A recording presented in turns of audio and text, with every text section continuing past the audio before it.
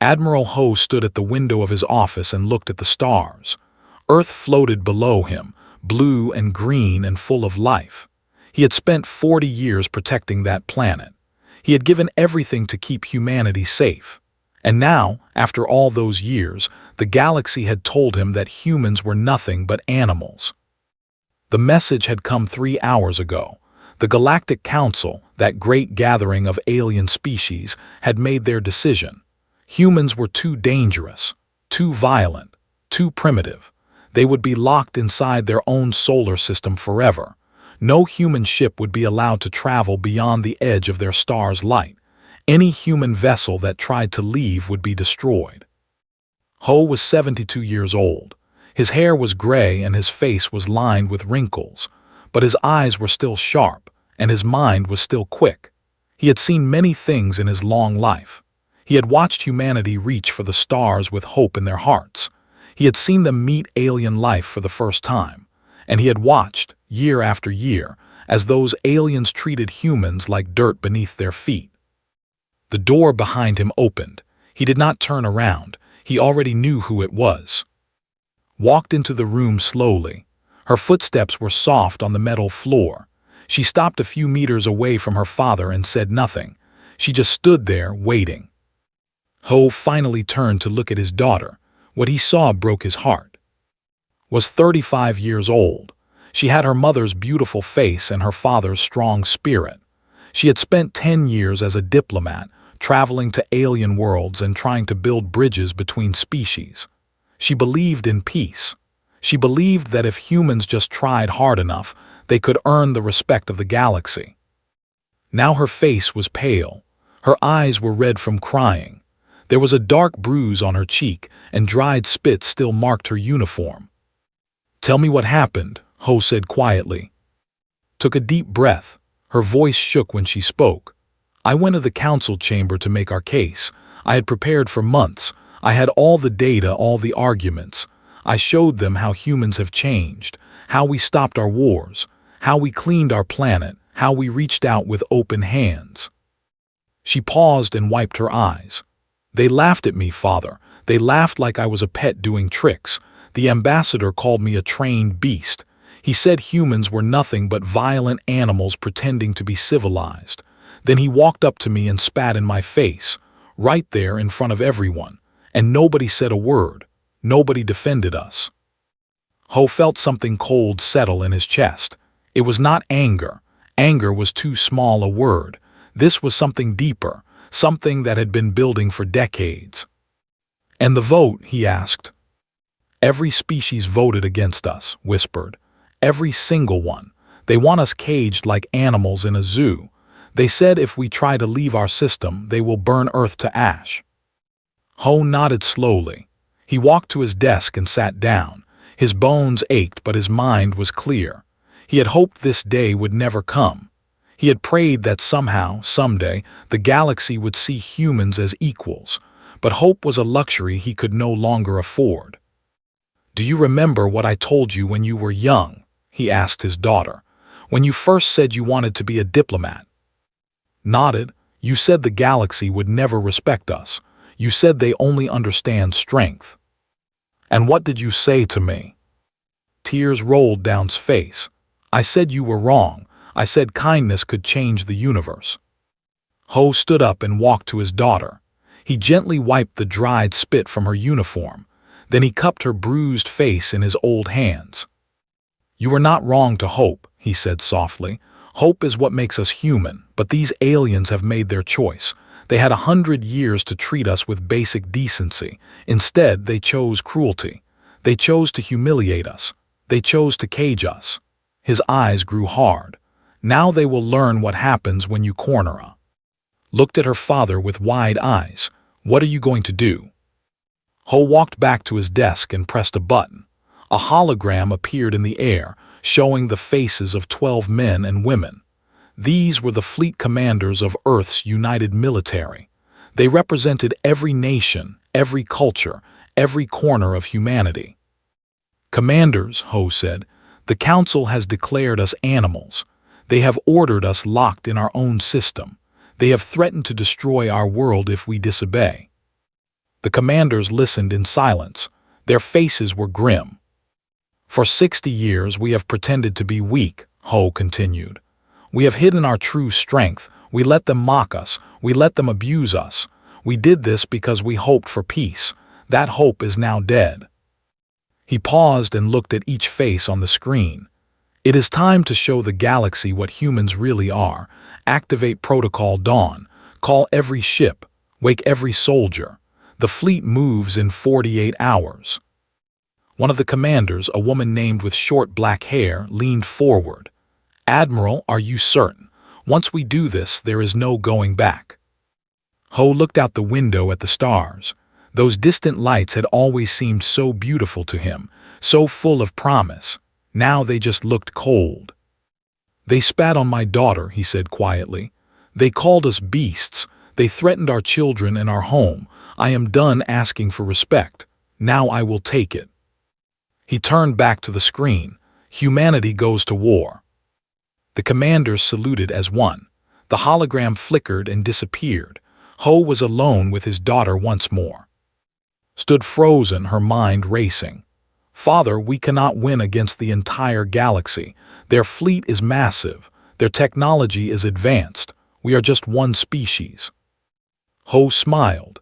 It was not a happy smile. It was the smile of a man who had carried a secret for a very long time. "My dear daughter," he said, "you have spent your life among the stars, talking to aliens, learning their ways. But you have never seen what we built while you were away. You have never visited the places we hid from alien eyes." He pressed another button on his desk. The window behind him changed. Instead of showing Earth, it now displayed a vast asteroid field on the edge of the solar system. And within that field, hidden among the rocks, were ships. Thousands of ships, tens of thousands, more ships than had ever seen in her life. "They think we are primitive," Ho said. "They think we only have a few old vessels. They have no idea what humanity can build when it is afraid, when it is angry, when it has something to protect." Stared at the screen with her mouth open. "How is this possible?" "Humanity learned a long time ago that the galaxy is not kind," her father replied. "So we prepared for the worst. Every nation contributed in secret. Every scientist worked in silence. For 60 years, we built an armada that could challenge the stars themselves." He put his hand on his daughter's shoulder. "You tried peace and they answered with cruelty. Now we try war, and they will answer with fear." Looked at her father, at the ships on the screen, at the stars beyond. Something changed inside her. The hope that had guided her life did not die. It transformed. It became something harder, something sharper. "What do you need me to do?" she asked. Ho smiled proudly. "Help me write humanity's message to the galaxy. They wanted beasts. Let us show them what beasts can do." Fleet Commander stood on the bridge of the battleship Iron Will and watched her crew work. They moved with speed and purpose. Every person knew their job. Every station was ready. This was the moment they had trained for their entire lives. The ship hummed with power. Its engines were warm. Its weapons were charged. And all around it, hidden in the darkness between asteroids, thousands of other ships waited for orders. Was 43 years old.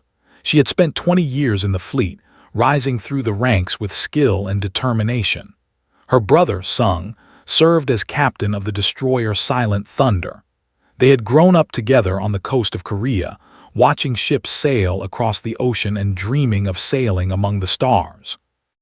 Now those dreams were about to become something very different. Her communication officer looked up from his station. "Commander, we have Admiral Ho on secure channel." Nodded, "Put him through." The Admiral's face appeared on the main screen. He looked tired but determined. Behind him, could see the lights of Earth Command flickering in the background. "Commander," Ho said, "status report." Stood straight. "The First Fleet is ready, Admiral. 42,000 vessels have reported in. All systems are operational. Crews are at full combat readiness." "And the Second Fleet?" Admiral Dong-1 reports 38,000 vessels ready in the Mars sector. The Third Fleet under Admiral Young has 20,000 ships near Jupiter. Combined total is exactly 100,000 combat-ready vessels. Ho nodded slowly. 100,000 ships. It had taken 60 years to build them in secret. 60 years of hidden factories and silent workers. 60 years of letting the galaxy think humans were weak and primitive. The aliens believe we have perhaps 200 ships, Ho said. Old vessels, outdated technology. They think we are helpless. They think wrong, replied. A small smile crossed the Admiral's face. Indeed they do. Commander, I am transmitting the battle plan now. Your fleet will lead the first wave. Target, the... Felt her heart beat faster. They were the worst of all the alien species. They were tall, elegant creatures with silver skin and cold eyes. They considered themselves the most civilized beings in the galaxy. They had treated humans like insects for 100 years. Why the first? She asked. Because they led the vote against us, Ho answered. Because their ambassador spat on my daughter. Because they have called us beasts more times than any other species. They wanted to see human savagery. Now they will. Downloaded the battle plan and studied it quickly. It was bold. It was aggressive. It was exactly what she expected from Ho. Understood, Admiral. When do we move? 12 hours. Use the time to brief your captains. Make sure everyone understands. We are not going to negotiate.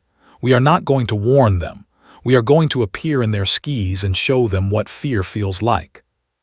The communication ended, turned to face her bridge crew.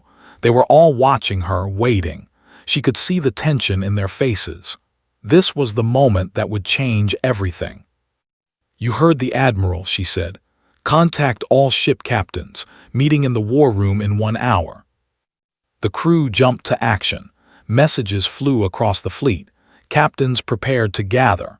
The great machine of war was beginning to move. Left the bridge and walked through the corridors of the Iron Will. The ship was massive, nearly 2 kilometers long. It carried enough firepower to destroy a small moon, and there were 42,000 ships just like it, waiting in the darkness. She reached the officer quarters and knocked on a door. It opened to reveal her brother, Sung. He was younger than her by 5 years, with a quick smile and clever eyes, but today his face was serious.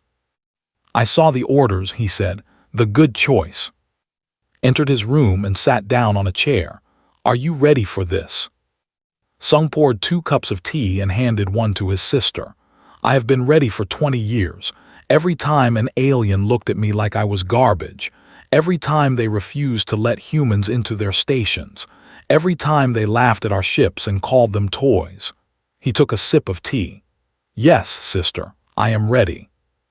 Held the warm cup in her hands. We will kill many of them, millions perhaps. Their civilians will die alongside their soldiers.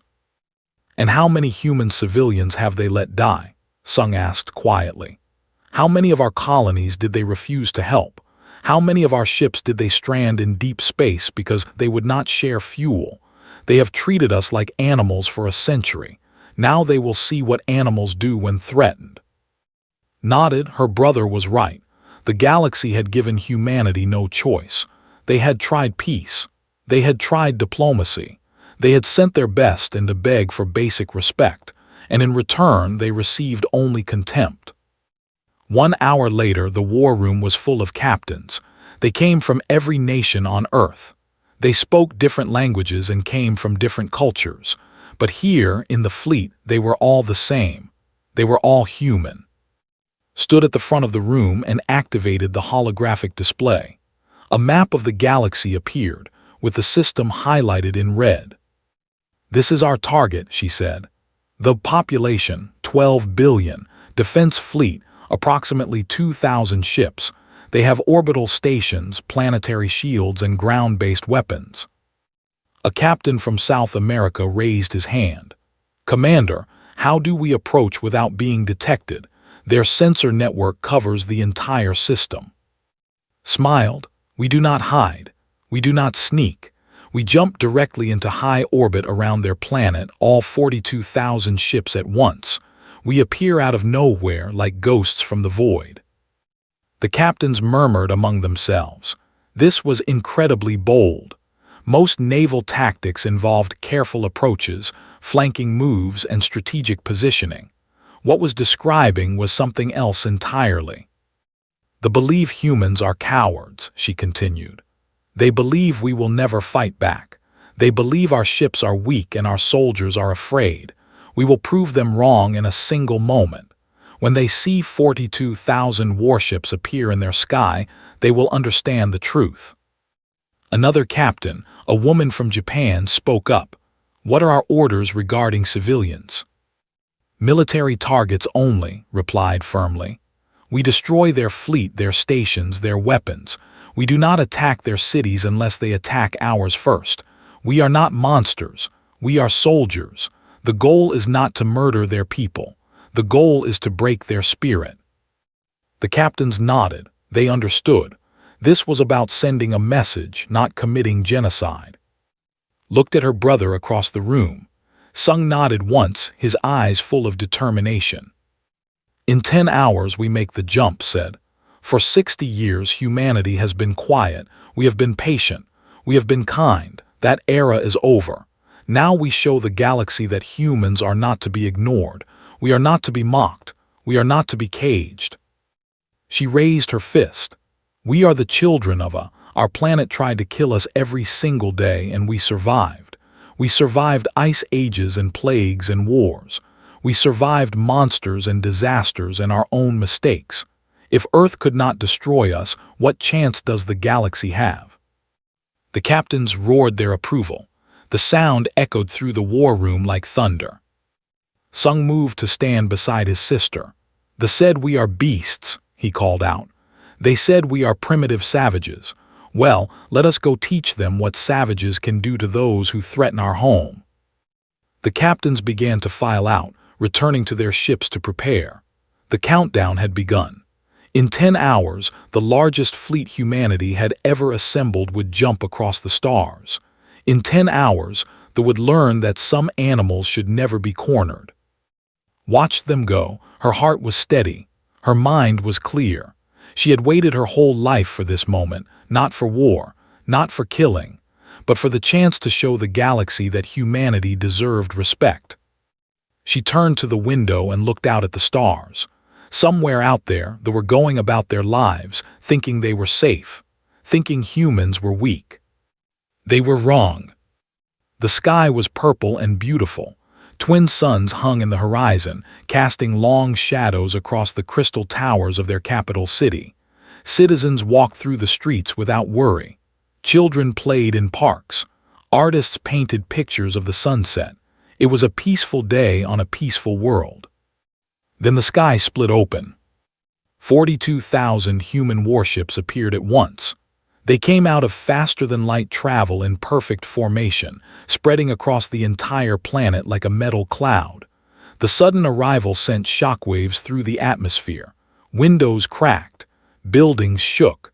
Millions looked up and saw the impossible. Commander stood on the bridge of the assault carrier Crimson Dawn and watched the chaos unfold below. He was a tall man with a scar across his jaw and eyes that had seen too much death. He had served in the fleet for 30 years. He had fought pirates and rebels and worse, but nothing had prepared him for this moment. "Report," he said calmly. His tactical officer checked his screens. "The defense fleet is scrambling. They have approximately 2,000 ships, but they are scattered across the system. Only 300 are near the planet." "What about planetary defenses?" "Their shield is activating. Ground-based weapons are coming online, but our sudden appearance has caused massive confusion. They do not know where to aim." Nodded. This was exactly what they had planned. The aliens expected humans to approach slowly, to give warning, to ask for surrender. Instead, humanity had simply appeared like a nightmare made real. "Open a channel to the command," ordered. "All frequencies. I want every being on that planet to hear this." The communication officer worked quickly. "Channel open, sir." Stepped forward and spoke in a clear, steady voice. "People of I am commander of the human fleet. Your government has called us beasts. Your ambassador spat on our diplomat. Your council voted to cage us in our own system. Today, you will learn the price of that decision." He paused to let his words sink in. Across the planet, billions of listened in shock. "We are not here to destroy your world," continued. "We are here to teach you a lesson. Your military will be eliminated. Your stations will be removed. Your weapons will be taken. And when we are done, you will remember that humans are not animals to be caged. We are the apex predators of and we are very, very angry." He cut the channel and turned to his crew. "Begin the assault. Military targets only. Show them what we can do." The human fleet moved like a single organism. Thousands of ships descended toward the planet while others engaged the scattered defenders. The battle that followed was unlike anything the galaxy had ever seen. They were not weak. Their ships were advanced, their weapons powerful, their crews well-trained. They had conquered dozens of systems and built a mighty empire. They believed they were the greatest warriors in the galaxy. They were wrong. Human ships hit harder than anything they had faced. Human weapons punched through shields like paper. Human pilots flew with a recklessness that seemed suicidal but was actually calculated. They took risks that no other species would take. They pushed their vessels beyond safe limits. They fought like they had nothing to lose. Commander led the main assault on the orbital stations. Her ship, the Iron Will, carved a path through the defenders. Laser fire splashed against her shields. Missiles exploded around her hull. But she kept pushing forward, her crew working in perfect harmony. "Target the command station," she ordered. "All forward batteries fire." The Iron Will unleashed its main weapons. Beams of concentrated energy sliced through space and struck the station. The structure shuddered, then began to break apart. Escape pods launched in all directions as the station collapsed. On the planet below, soldiers rushed to their positions. Ground batteries aimed at the sky and opened fire. Anti-aircraft weapons tracked the incoming human vessels. Captain Sung led the landing force.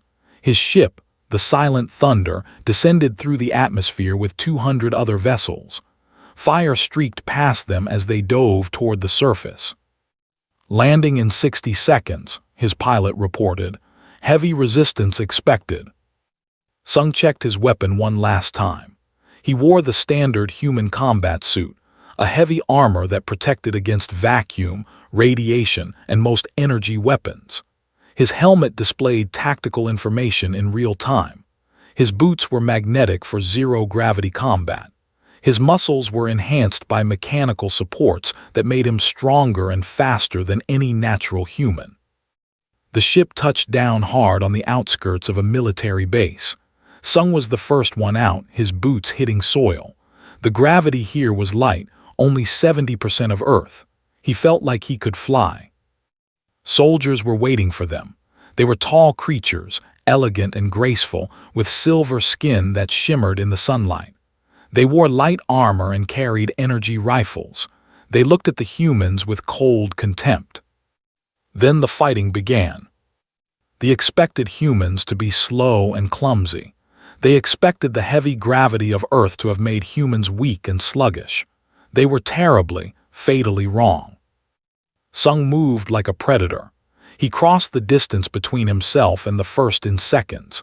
His fist connected with the alien's chest and the flew backward like it had been hit by a vehicle. Human bones were dense. Human muscles were strong. In this light gravity, humans were faster than any could imagine.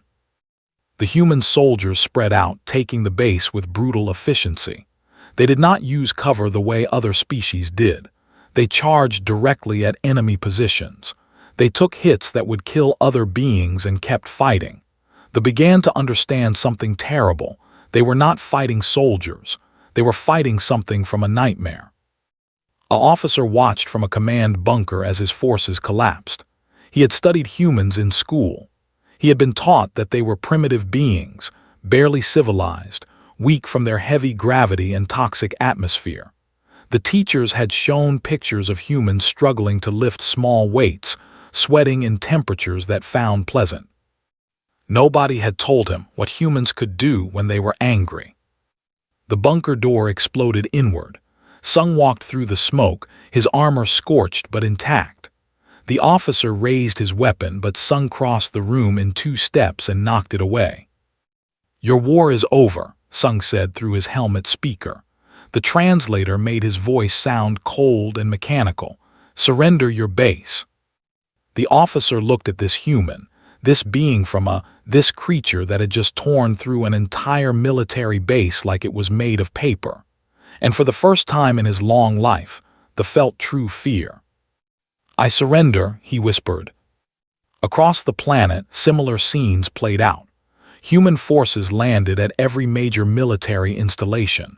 They destroyed weapons, captured equipment, and took prisoners. They did not harm civilians. They did not burn cities. They simply broke the military so completely that resistance became impossible. In orbit, the battle was ending. The 300 ships that had tried to defend the planet were gone. Some had been destroyed. Others had fled. A few had surrendered. The human fleet now controlled the sky completely. Commander looked down at the planet below. Fires burned where military bases had stood.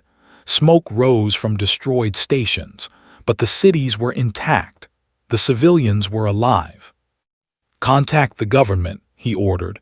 "Tell them we are ready to discuss terms." A few hours later, the Prime Minister appeared on screen. He was an old creature, his silver skin pale with age and fear. His hands trembled as he spoke. "What do you want from us?" he asked. Leaned forward. "We want you to know something, remember it well. Humans are not beasts. We are not primitives. We are not animals to be caged. We are citizens of the galaxy, and we demand to be treated as equals." The Prime Minister nodded quickly. "Yes, yes, of course, whatever you want." "We will leave your world soon," continued. "Your military is broken, but your people are safe. When the galaxy asks what happened here, tell them the truth. Tell them what humans can do, and tell them this is only the beginning." He ended the communication and turned to his crew. They looked tired but triumphant. They had done the impossible. They had brought a galactic power to its knees in a single day. "Send word to Admiral Ho," said. "Phase 1 is complete. They have been humbled." Somewhere across the stars, other alien species were receiving news of what had happened. Fear was spreading. Doubt was growing. The galaxy was beginning to understand that they had made a terrible mistake. The humans were coming, and there was nowhere to hide. The news spread across the galaxy like fire through dry grass.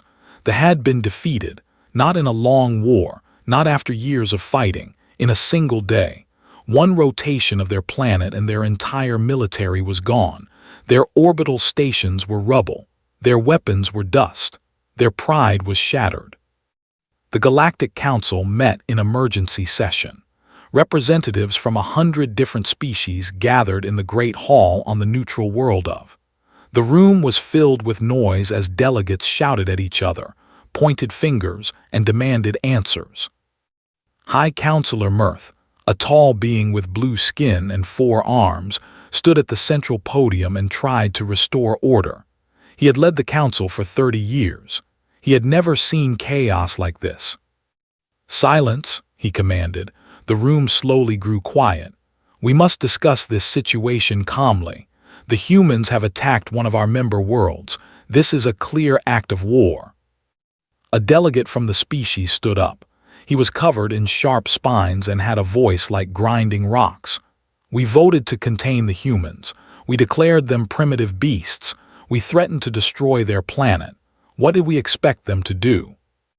"We expected them to accept their place," another delegate replied. She was a graceful creature with feathered wings. "Humans are. Their planet is a nightmare of radiation and heavy gravity.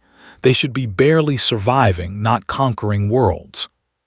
"And yet they just defeated the in hours," they said. Ours, that had the third largest fleet in the galaxy, now they have nothing. High Counselor Mirth raised his hands for silence. We must organize a response. The combined fleets of the Council will move against Earth. We outnumber the humans 100-1. We will end this rebellion before it spreads. The chamber doors burst open. A young messenger ran into the room, his silver skin pale with terror. High Counselor, the human fleet has moved again. Mirth felt his heart skip a beat. Where? The border, they appeared 3 hours ago. 100,000 ships. They are not attacking, they are waiting. The delegate made a sound of fear. Her wings folded tight against her back. Waiting? Waiting for what? As if in answer, the communication screens around the chamber flickered to life. A human face appeared on every display. She was young, with dark hair and determined eyes. A bruise was still visible on her cheek. Looked at the assembled delegates and spoke clearly. Members of the Galactic Council, my name is. A few days ago, I stood before you as a diplomat. I asked for peace. I asked for respect. Your ambassador responded by spitting in my face. You all laughed. The chamber was completely silent, not a single being moved.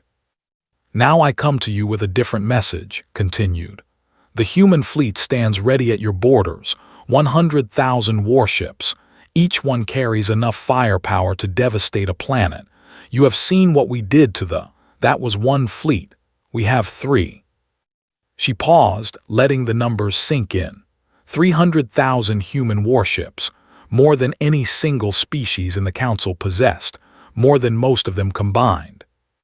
We do not want war, said. We never wanted war. All we asked was to be treated as equals, to be allowed to trade and travel and live among the stars. You refused. You called us animals. You tried to cage us. Now you will pay the price for that arrogance.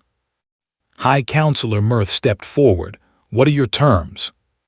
Smiled. It was not a friendly smile. Our terms are simple.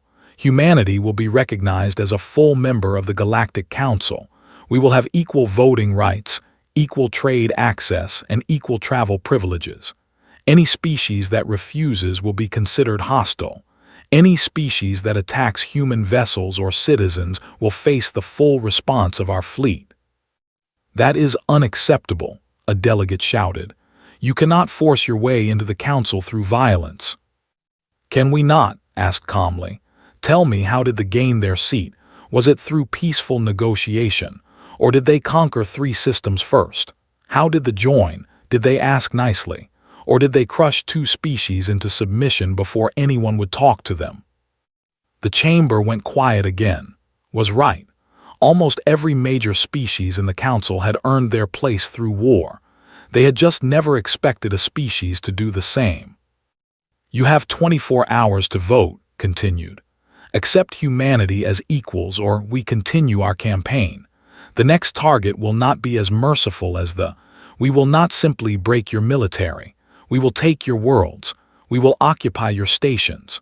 We will do whatever is necessary to secure our place among the stars. The screens went dark, was gone. The delegates looked at each other in fear and confusion. High Counselor Mirth felt very old suddenly. He had spent his entire career believing that humanity was nothing, a backward species trapped on a hostile world, barely worth noticing.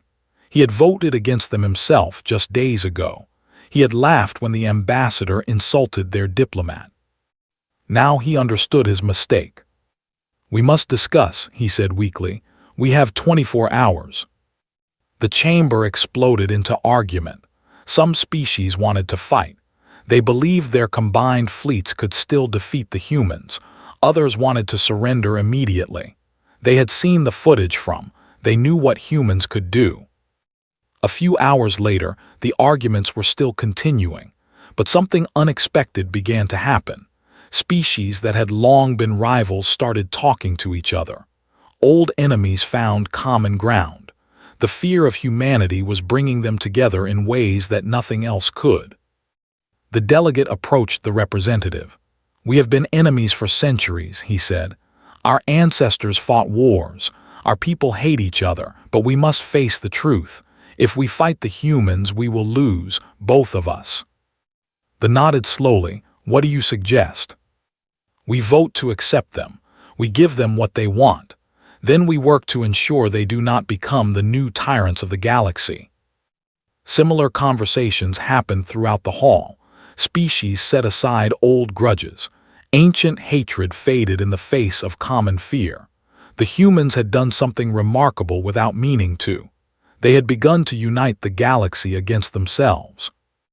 But it was not unity for war. It was unity for survival.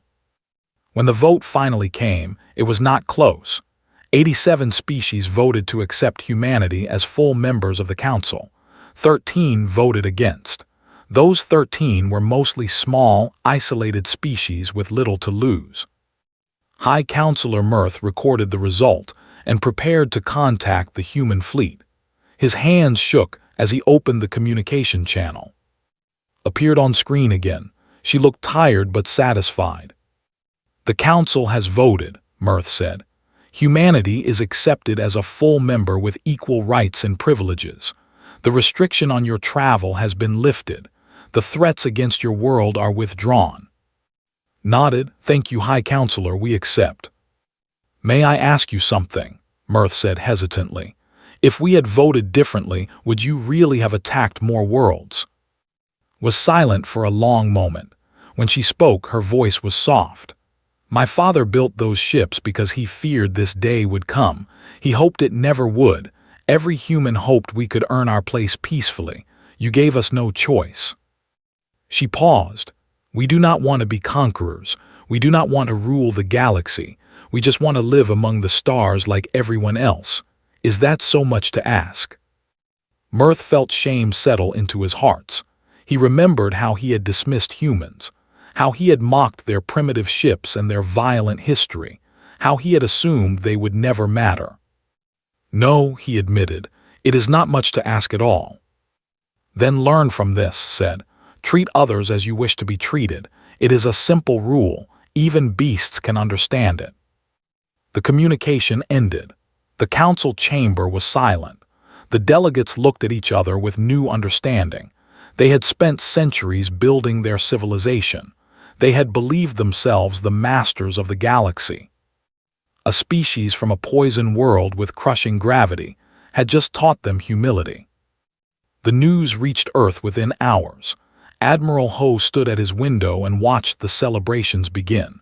Ships fired their weapons into the void, creating patterns of light.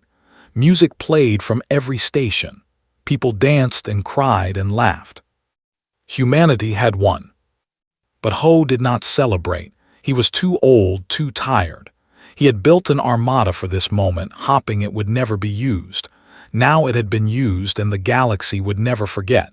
Humans would be respected, yes, but they would also be feared. He wondered if that was a good thing. Entered his office and stood beside him. Together, father and daughter watched the celebration. "We did it," said softly. "We are equals now." Ho nodded. "Yes, but at what cost?" "They gave us no choice." "No, they did not." He put his arm around his daughter. "Now comes the hard part. We must prove that we deserve this place. We must show the galaxy that humans can be more than warriors, more than conquerors." Leaned against her father. "We will, I know we will." The stars twinkled in the darkness. Somewhere out there, 100 species were reconsidering everything they knew about humanity. Some would become friends. Some would remain enemies. But none of them would ever make the mistake of underestimating humans again. The galaxy had changed, and it would never be the same. 1 year had passed since humanity joined the Galactic Council. The galaxy looked very different now. Human ships traveled freely between stars. Human traders sold goods on 1,000 worlds. Human scientists worked alongside alien researchers in laboratories that floated among the nebulae.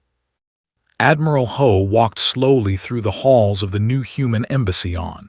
His footsteps echoed on the polished floor. His bones ached with age, but his heart was light. He had lived long enough to see his dream become reality. The embassy was beautiful.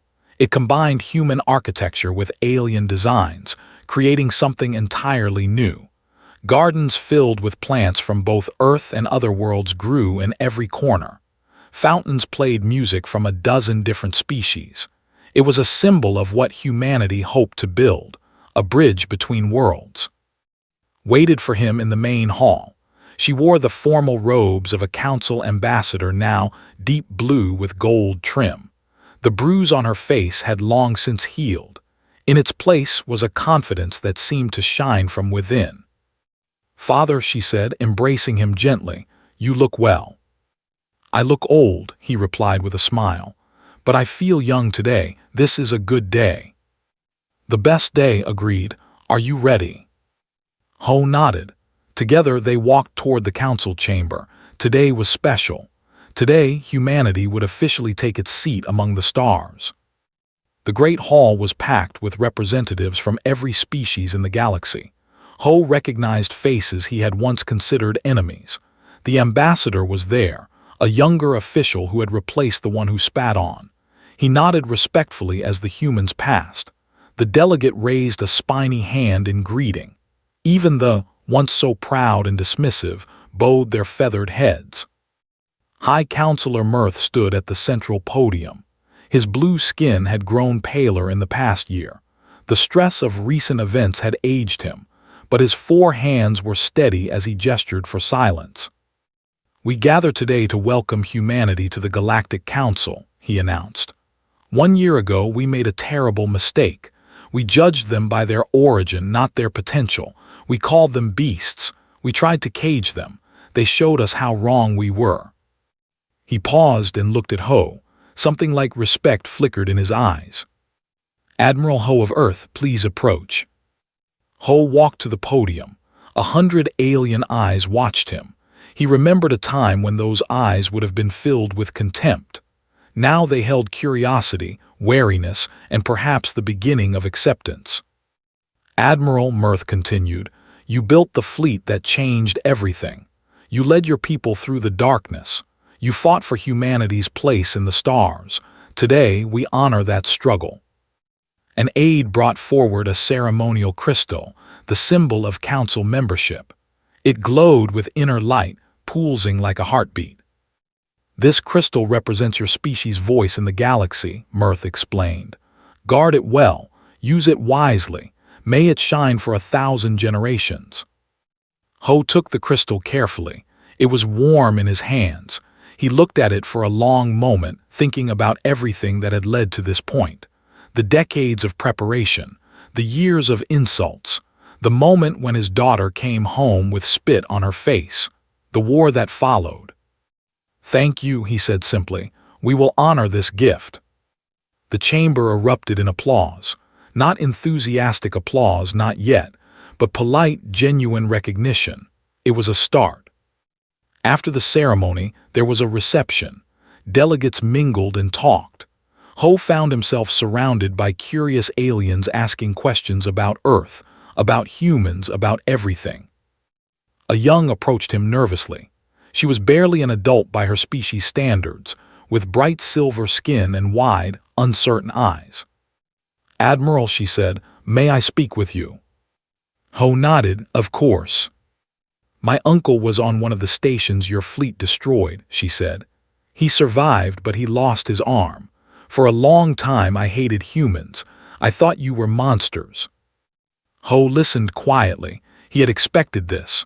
War always left wounds that took time to heal. "But then I read about your history," the continued. "I learned about your world, your gravity, your radiation, your predators. I learned about your wars and your struggles, and I began to understand." She met his eyes directly. "You are not monsters. You are survivors. Your entire species is made of survivors. No wonder you fought back when we threatened you." Ho felt something tight in his chest loosen. "Thank you for saying that. I am sorry about your uncle. I truly am. We did not want war." "I know," she said, "but war came anyway. Now we must build peace." She held out her hand in the human gesture she had obviously practiced. "May I be one of those who builds it." Ho shook her hand gently. I would be honored. Across the room was having a similar conversation with a group of traders. They wanted to establish business routes to Earth. They had heard about human coffee and chocolate and wanted to try them, laughed and promised to arrange samples. Commander stood near the window, watching the stars. Her brother Sung joined her, carrying 2 glasses of something that might have been wine but was definitely not from Earth. We did it, she said quietly. We really did it. Did you doubt we would? Shook her head. No, I always knew we could. I just wondered what would happen after, whether the galaxy would accept us or fear us forever. Sung looked around the room. He saw humans and aliens talking, laughing, arguing. He saw the beginning of real relationships. Not friendship yet, but the possibility of friendship. Give it time, he said. They feared us. Now they respect us. Eventually they will know us. And then maybe they will like us. Smiled. You always were the optimist. Someone has to be. As the reception wound down, Admiral Ho stepped outside to the embassy gardens. The night sky was different from Earth's. 3 moons hung in the darkness. Strange constellations formed patterns he did not recognize. But somewhere up there, beyond those unfamiliar stars, was home, blue and green and full of life. That had made humanity strong enough to reach this moment. Found him there, standing in the moonlight. You should rest, Father. You have done enough. Ho shook his head. Not yet. There is still so much to do, so many bridges to build, so many wounds to heal. Then let us build them together. He looked at his daughter with pride. She had gone from a diplomat who believed in peace to a warrior who demanded respect. Now she was becoming something else entirely, a leader who could do both. You know, he said, when they spat on you, I wanted to burn their world. I wanted to make them pay for every insult, every sneer, every moment of cruelty. But you did not. No, because revenge is not justice, because burning worlds would make us the monsters they claimed we were. He turned to face her. We proved them wrong, not just by fighting but by stopping, by showing mercy when we did not have to. That is what makes us worthy of the stars. Nodded. Respect was always the goal. Yes, and now we have it. The question is, what do we do with it? She smiled, the same smile she had worn as a child when facing a new challenge. We make the galaxy better. We prove that can be kind. We show them that humans are more than warriors. Ho felt tears in his old eyes. After everything, after all the pain and fear and war, his daughter still believed in a better future. Then let us begin, he said. Together, father and daughter walked back into the embassy. The reception was ending, but their work was just starting. They had won humanity's place among the stars through strength. Now they would earn it through wisdom. The galaxy watched and wondered what the humans would do next. Some hoped for peace. Some prepared for more war. All of them understood one simple truth: the universe would never ignore humanity again. In a corner of the garden, a small flower from Earth had been planted. It was a survivor, like the species that carried it across the stars. Despite the strange soil and alien light, it bloomed.